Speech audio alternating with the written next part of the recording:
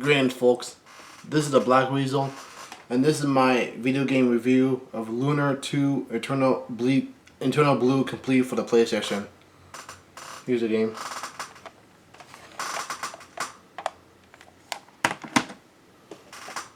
In the box that came with it.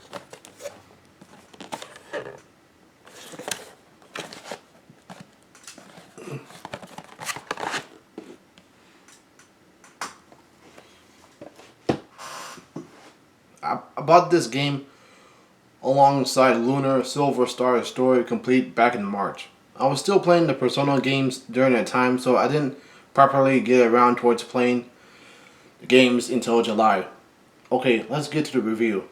Lunar 2 is a sequel towards the first game. The events take place 1,000 years after the first game. There's a new person on the blog named Hero, spelled Hiro, but he is the Hero of the game. Hero. He is joined by a red cat named Ruby, but since I played the previous game, I know this is a red dragon straight from the get-go. There's a girl that's out of the... It's like one of those stink bugs.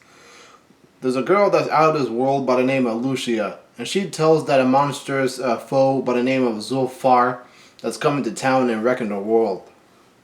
What returns from the previous game is the cheerful atmosphere and the bright candy color graphics. The soundtrack by Dare is still wonderful as well. The turn-based combat system and inventory has been improved as well. I can store a lot more things than before. It was a real pain managing all the things in Lunar Silver Star Story Complete, but some things need to get tweaked. There's a short running option so I can breeze through the dungeons, but you know what, it just lasts for a couple of seconds.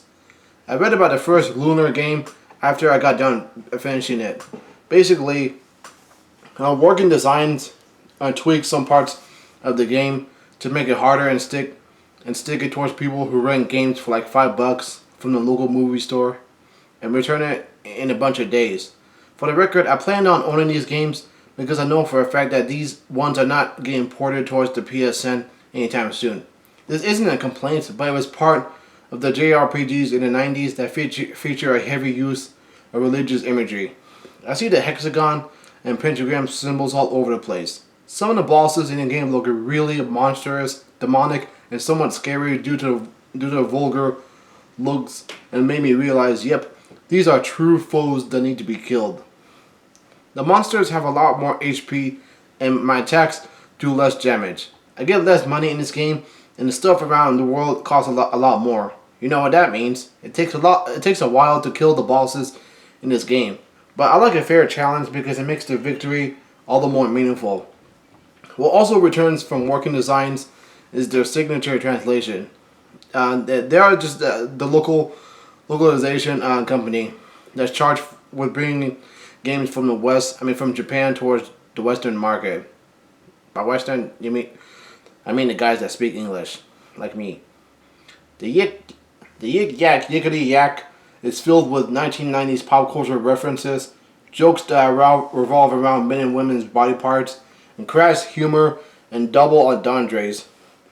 It made go around town and talking to the people, the little kids at the orphanage, fairies, and townies all the more fun, and it made them feel alive. One reason I can say why Lunar 3 will not be coming out soon is that these two games were made by the same people and they made Grandia. Like they moved on and made Grandia, like the two games for the PlayStation 1, the Sega Dreamcast, and the PlayStation 2. Those games improved the battle system, but I like the style of the Lunar games. Those two games were like what you absolutely expect at a 1990s era of Japanese role-playing game that didn't come from Square. Like in the late 90s, it was a dark time with them. Like Final Fantasy 8, 7, 6, Xenogears, and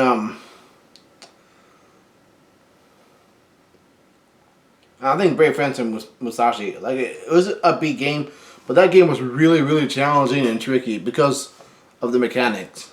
Like it was a platform 3D action role-playing game. It was supposed to take a fight against The Legend of Zelda, but it was far from it. The best thing about Lunar, Grandia, and Suikoden is that these games are linear. They may be Japanese role-playing games, but they are straightforward. There's no bad direction or where to go next. It's designed to have the player keep moving forward instead all over the place. I have played many RPGs like Dragon Quest, Wild Arms, and Chrono Trigger and Final Fantasy, and the worst thing about them is them not giving out proper directions on where to go next. In today's world of many options, I do not have enough time to wander around like an imbecile and try to guesstimate where should I go next. Like these days, I find myself going on Game Facts and the online guides to look up where I need to go next. Chrono Trigger may be the best RPG of all time, but it's because of its lack of direction during the middle parts that make me not want to go back. I'll give Lunar 2 Eternal Blue Complete a 10 out of 10. And since this is a remake, they also got another chance to do things right, and they did.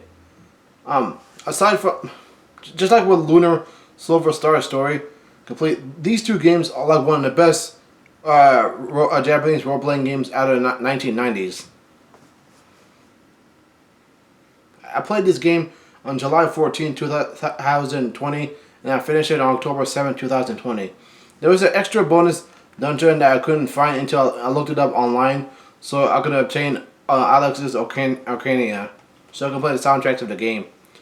I truly finished this game on October 12, 2020, and it had taken me over 73 hours to finish this game.